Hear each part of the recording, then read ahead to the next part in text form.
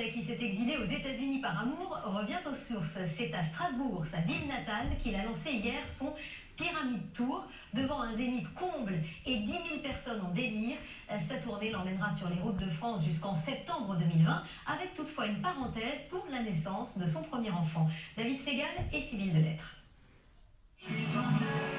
Il remonte sur scène après 2 ans d'absence. Merci du fond du cœur, vous m'avez manqué.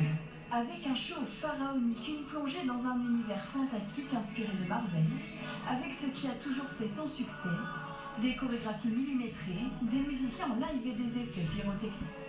Claude François, c'était vraiment une parenthèse. Je suis heureux aussi de retrouver mon répertoire, de retrouver mon univers et repartager tout ça avec le public.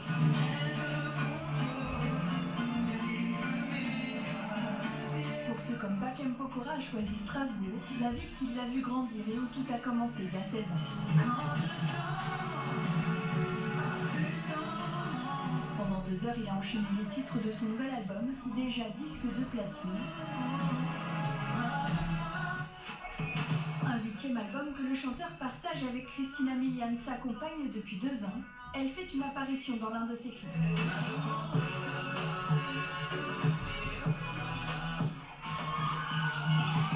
Le couple accueillera son premier enfant en janvier. C'est aussi ma vie d'homme qui fait l'artiste que je suis et mes expériences et d'être beau papa depuis 2 ans maintenant, d'attendre un enfant, toutes ces choses-là font qu'on prend conscience d'autres choses dans la vie, on veut montrer l'exemple.